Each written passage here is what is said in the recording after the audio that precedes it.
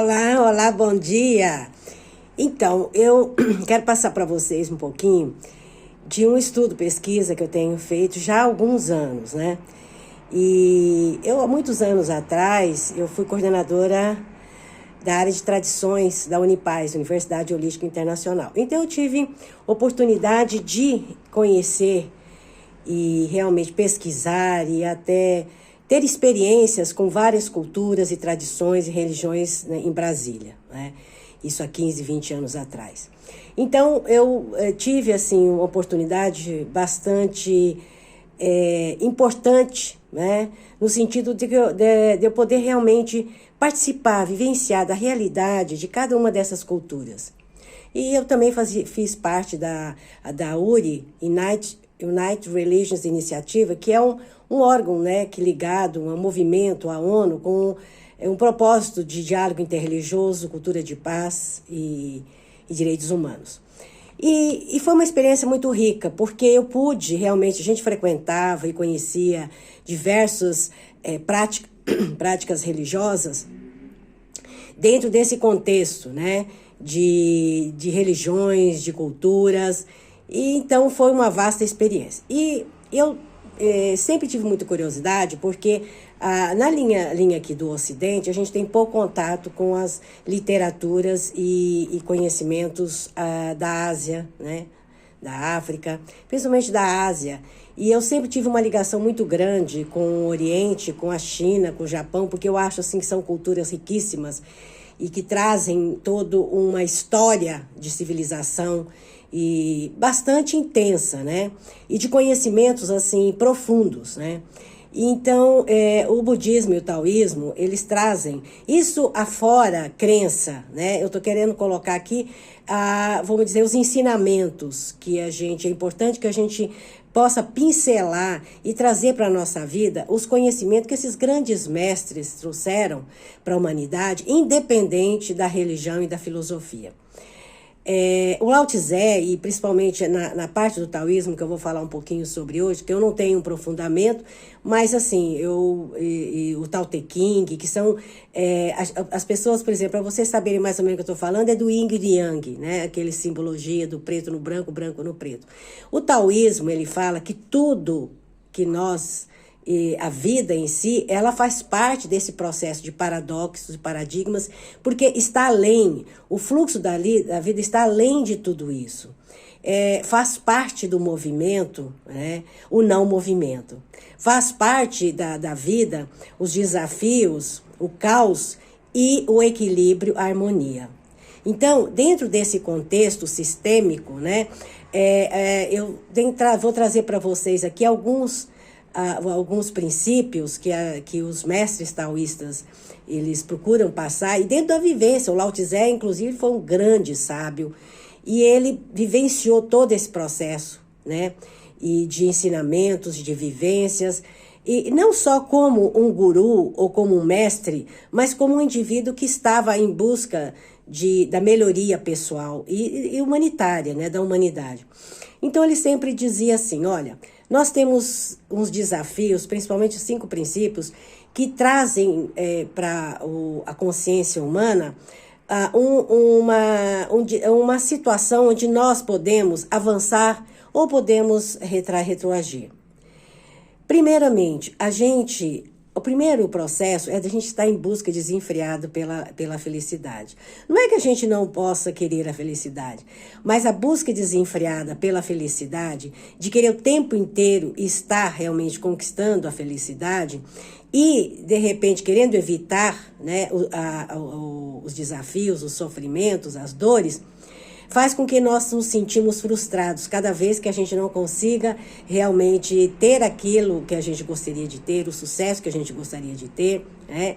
E quando a gente não tem, a gente entra num processo de frustração, né?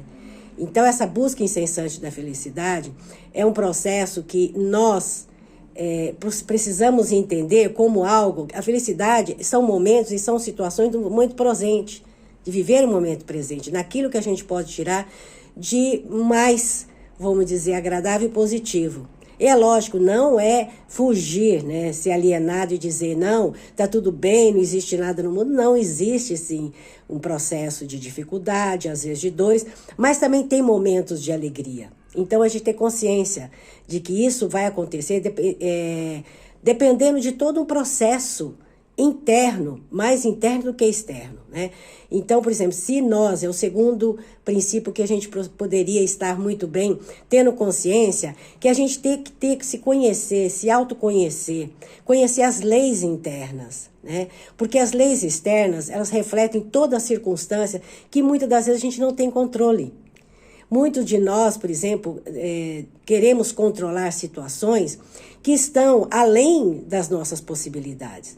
O que a gente pode, sim, é nos preparar, nos organizar, fazer com que a gente possa ter, né, vamos dizer, a melhor informação possível, o melhor conteúdo, exercitar as nossas habilidades, buscar entender quais são as minhas habilidades, as minhas dificuldades, e esse processo interno, porque quando a gente começa a fazer esse trabalho de autoavaliação, você vai começar a perceber, eu tenho isso de negativo, eu tenho isso de não desenvolvido, eu preciso talvez conscientizar melhor de algumas coisas, aceitar as minhas deficiências e focar nas minhas habilidades. Muitas das vezes a gente não quer fazer isso, né? A gente coloca todo o problema para fora de nós, né? E que as circunstâncias, sim, as circunstâncias às vezes elas estão contrárias. E o que a gente vai fazer? Sair um pouco dessa necessidade do controle e entender que existe um processo sistêmico no universo. Muitas das vezes a gente quer algo que não está dentro do fluxo, pelo menos com relação a nós, dentro de um sistema. Então, se a gente parar e dizer, poxa, eu estou tentando fazer isso, e eu não consigo várias vezes, por que a gente não para e pensa, o que eu preciso observar? O que está acontecendo, o que eu estou repetindo e que as coisas estão estagnadas ou paradas? Então, essa parada, a necessidade da gente refletir, o que está fazendo com que a gente se bloqueie no nosso processo, muitas das vezes não são as circunstâncias. São a forma como eu lido com as circunstâncias e como eu reajo internamente. E o terceiro princípio é realmente nós entendermos que muitas das vezes nós precisamos passar por determinados tipos de aprendizado e que esses aprendizados podem trazer determinados tipos de desgastes ou, vamos dizer, até tristezas, frustrações, para que a gente possa aprender, né, com os nossos erros, com os nossos equívocos, né?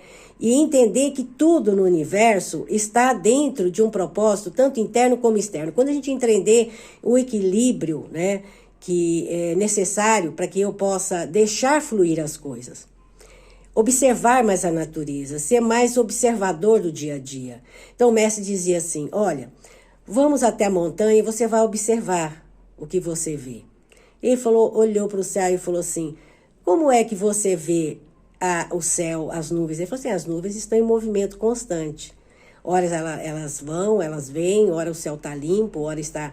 Então, como é que nós lidamos com a nossa vida? É dessa forma. Muitas vezes as coisas acontecem, estão densas, pesadas, pode acontecer de vir um determinado tipo de situação que traz uma tormenta ou uma tempestade, mas depois passa. Então, tudo vem e passa, tudo é cíclico, né? E o movimento que a gente precisa entender, muitas das vezes, é que nós temos a capacidade ilimitada de superar as situações a partir do momento que eu entenda que eu e o universo, e o cosmos, a natureza, estamos dentro de um processo integrativo. E que eu não posso querer algo que, de repente, não está de acordo com todo o processo do momento. Que, às vezes, um momento é um momento de calar, um momento de parar, outra hora é movimento. Então, esse processo, esse balanço, é um processo interno que a gente precisa. Muitas vezes, quando a gente está numa confusão mental, é importante que a gente para, respire e medite. E observe o que está acontecendo. Porque muitas das vezes a gente pensa assim, que o mestre fala, você acredita que o mundo vai acabar? Que vai acontecer uma tragédia? E por isso você fica o tempo todo preocupado. Olha o que está acontecendo, as coisas vão ser destruídas, tudo vai haver um apocalipse e tal. Entenda, Nós não temos controle sobre isso, sobre nenhum desastre, ou natural ou não natural.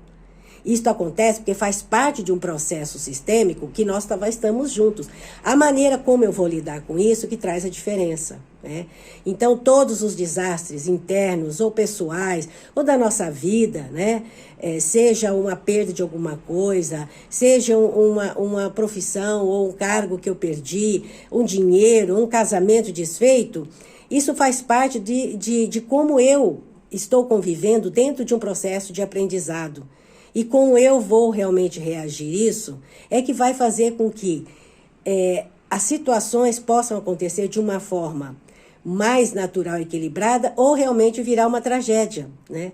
Então, esses princípios de a gente ter a fluidez, entender a complexidade e a diversidade e entrar dentro desse processo mais consciente, entendendo que nós somos responsáveis pelas nossas leis internas, pelo nosso conhecimento e fazer com que a gente possa interagir com o processo externo dentro de uma visão mais dinâmica, sistêmica e observando, entrando no fluxo, né? Não indo contra ele.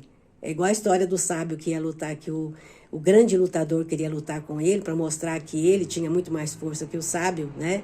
Tinha força física, mas ele não conseguia atingir o sábio, porque o sábio ele era tão fluido que os golpes que ele ia dar, ele já conseguia antever antecipadamente. Então, nunca que o lutador, o guerreiro, com toda a força poderosa, conseguia atingir o sábio, porque ele estava em conexão com o universo, ele estava em fluidez com as leis naturais do universo. Namastê, gratidão.